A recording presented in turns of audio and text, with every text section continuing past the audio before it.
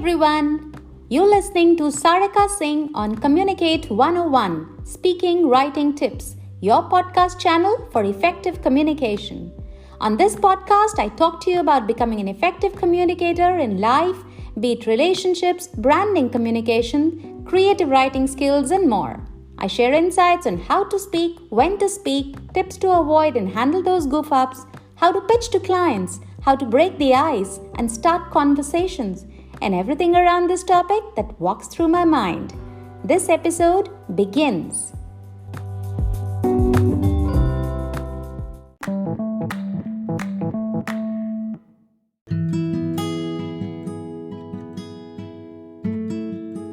Imagine that day has come. You've gone on the stage to speak, excited, nervous, challenged, anxious, full of expectations, clearing your throat that final time, and smiling at God knows what. And all you see is someone's eyeing the exit, someone's yawning, someone's looking out of the window, someone has phone out, people are texting secretly under the table, others are wishing desperately for someone to dive in and save them. It doesn't end here. The worst happens. Instead of leaning forward or looking at you with a smile, there are even those who are checking you out. What's your worth? Do you really have the skills and the experience and the knowledge to give them something valuable, worthwhile? Now they're tapping their feet. Some even start whispering to one another, looking at you. I'm dead. That's what you tell yourself. Why did I ever sign up for this? Wow. Most of us can relate to this situation, isn't it? I know you're saying a yes. You know, the funny part is that the problem is so commonplace, we all have gone through it some point or the other. But believe you me, nobody wants to be that audience and nobody wants to be that speaker. And the question is, why are people behaving this way? Why are they checking you out? Or why are they ignoring you? Or why are they doubting you? You know, this is because we've all been the victims of a painfully boring presentation one point or the other. Do you recall those long, never-ending speeches at the annual day at school? When the chief guest spoke, then guest of honor spoke, then principal, vice principal, teacher, someone and someone and someone. And our yawns got tired of coming and the pins and needles in the legs went into a paralysis shock. Yes, that's why. And that's why you don't blame them. That's why their reaction is normal. When we watch celebrities, politicians, business leaders speak on television or in public, they look so cool and comfortable, worried about nothing. So comfortable, we begin to wonder, do great speakers have a different DNA? Are they just born that way? Can I never be one of them? While some individuals are born with this gift, like Barack Obama, oh God, I really admire him, I tell all my clients, the most effective public speakers have trained themselves sometime or the other to be so. It is a skill that can be acquired, learned, and practiced. And it's not rocket science. One of my clients, a senior professional in a degree college, walked up to me saying, I've never been great at public speaking. It gives me nightmares. I'm cold feet when I'm at networking events. Nervous when giving or taking interviews. Can you help me, Sarika? I told him what my dad taught me as the first rule of public speaking Bible. The very first thing of any training, and I tell this to every student, to become an effective public speaker is that you just focus on the speaking. Let go of the public. Think of it as a conversation between you and the audience. If you can carry on a relaxed conversation with just one or two people, I'm sure you can give a great speech. Like I mentioned earlier, it's not rocket science. It's a skill. And it can be acquired, it can be learned, you can be trained in it.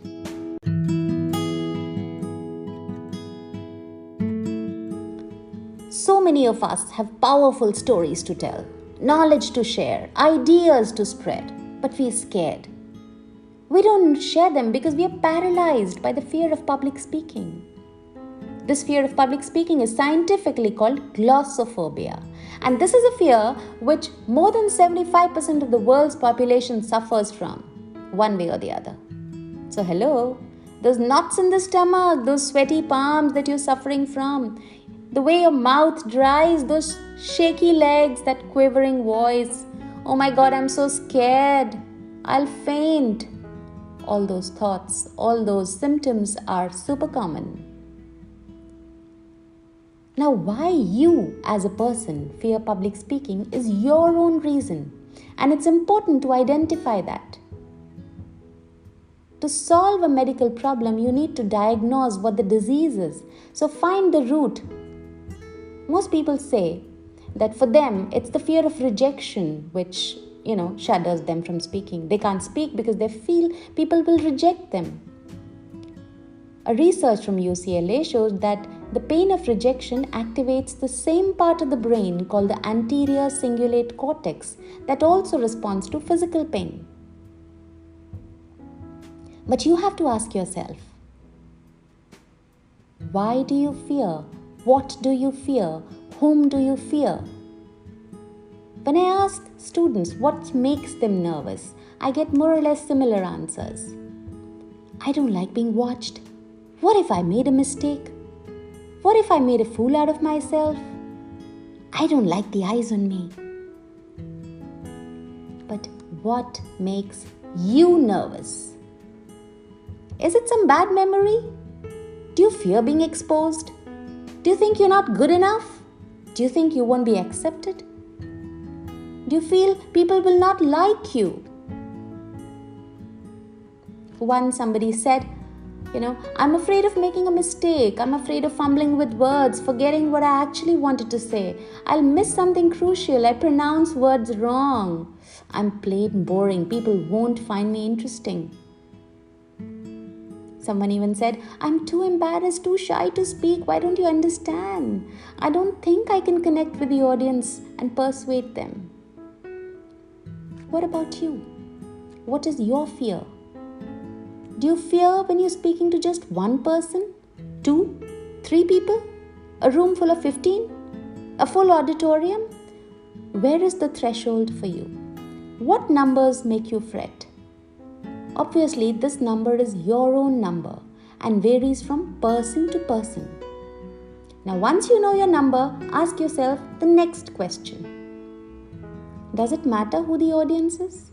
Friends, strangers, experts, general public, masses, juniors, peers, bosses? Whom do you fear speaking to?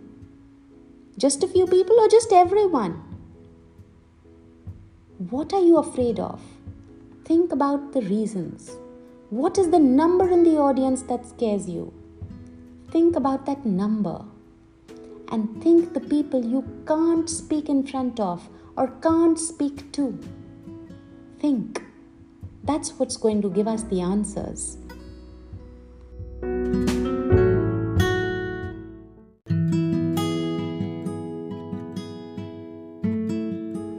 Practice, practice, practice. Everybody says practice your speech.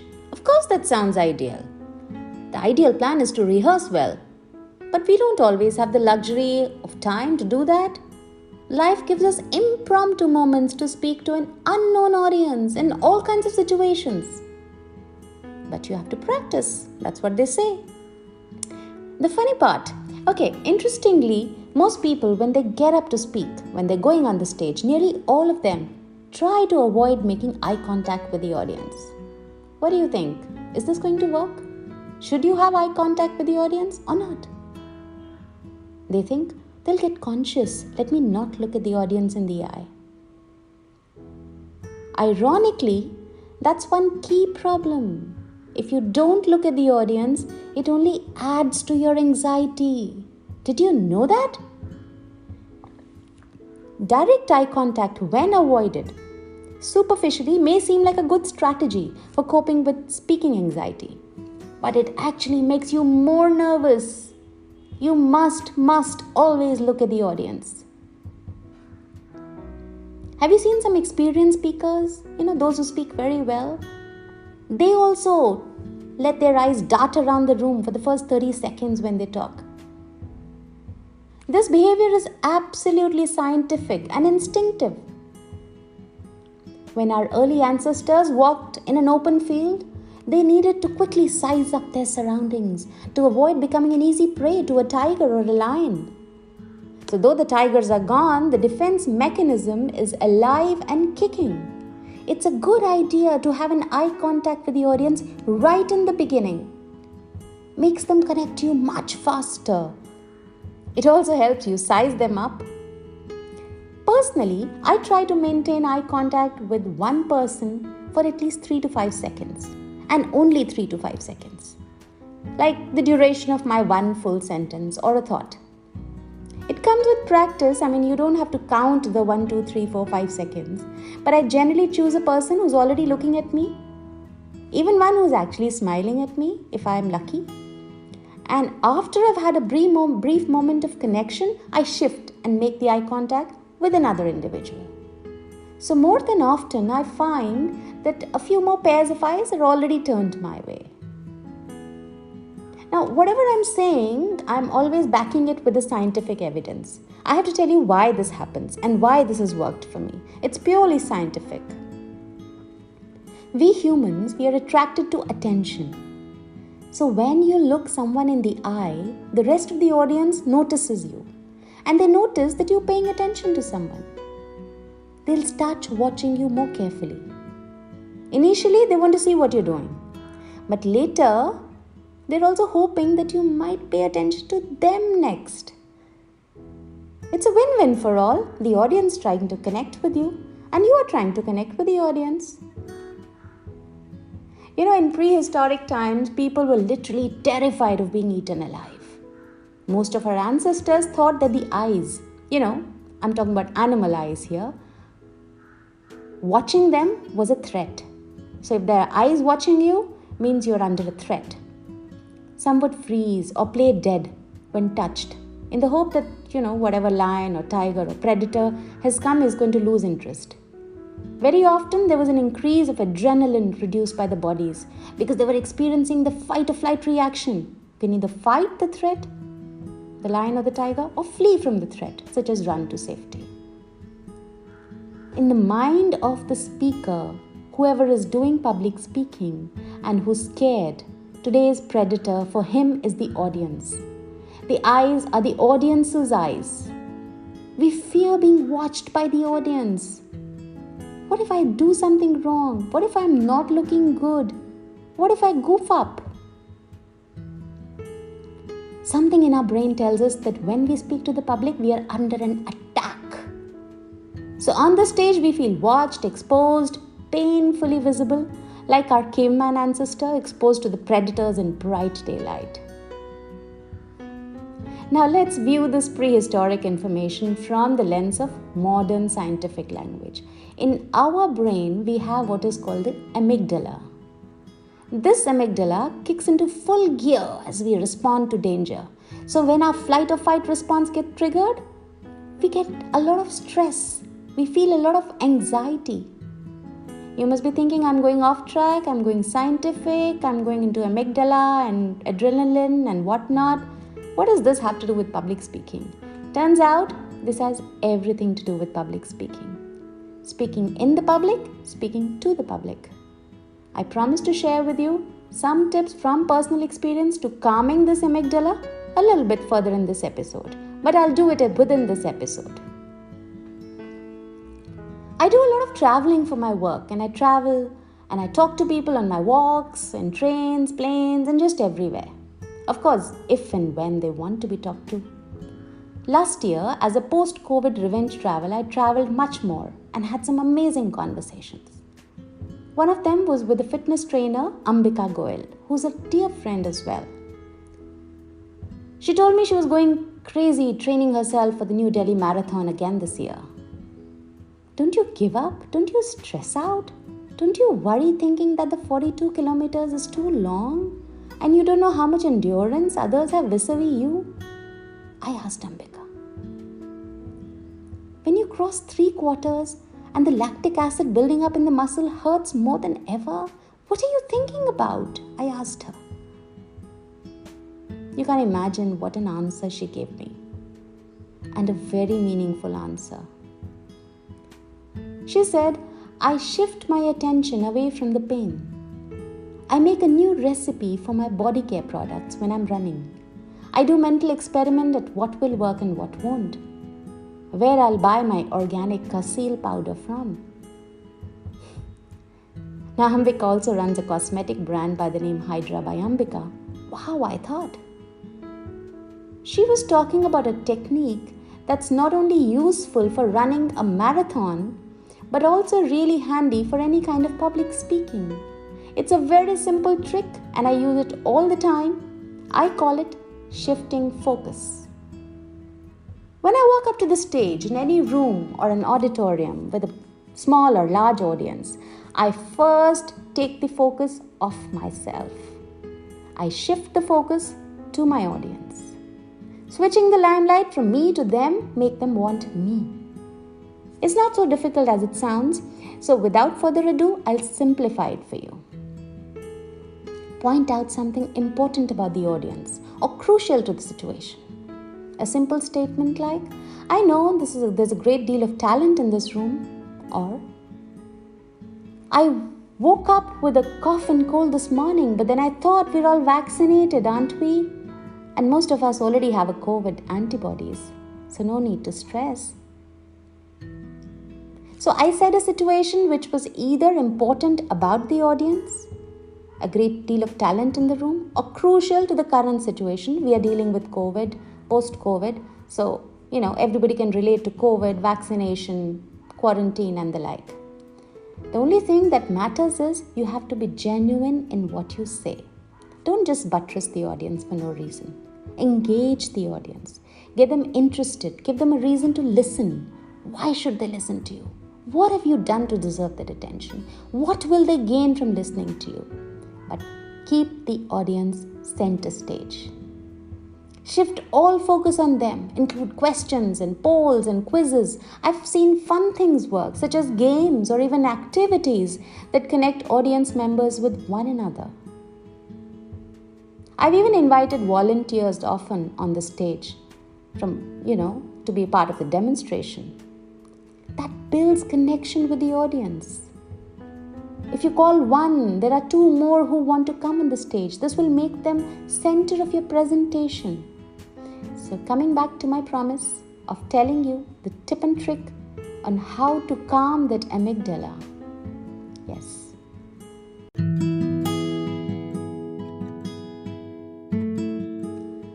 So you remember the amygdala, the one I was talking to you about? That in our brain we have the amygdala, and the amygdala kicks into full gear when we respond to danger. So when we're in our fight or flight response, when it gets triggered and we get a lot of stress and anxiety, the amygdala is kicked into like full gear. We don't know what's happening, but that's what is actually going on inside. Coming back to my promise of telling you how to calm that amygdala. Yes, the key to calming that amygdala and disarming our panic button when we fret, when we are scared, is to turn the focus away from ourselves. The speaker, whoever is doing the public speaking, whoever is on stage, has to take the focus away from himself and shift the focus onto the audience. Keep the audience center stage. Keep them involved, but give them the credit of being on the center of the stage. You will not fret, you will not worry, you will not have goosebumps, you will not have cold feet. Shift the focus onto the audience. The next part of Public Speaking 101 is coming next Friday, so I'd love to hear from you, and I'd love it if you would set a reminder on your calendars. I look forward to chatting with you and sharing the next practical tip from my public speaking workshops just with you. Thank you for listening to this episode of Communicate 101 Speaking Writing Tips with Sarika Singh. If you want to be notified of upcoming episodes, be sure to hit the subscribe button and follow the podcast. I'll be back to share more stories, more life experiences, and more communication tips every Friday. If you want to reach me or connect with me, just put your comments in the comment box below or mail me at info@sarikasingh.in. I know you're going to rate and review this podcast, so a big thank you in advance. Stay tuned and think about what we talked today.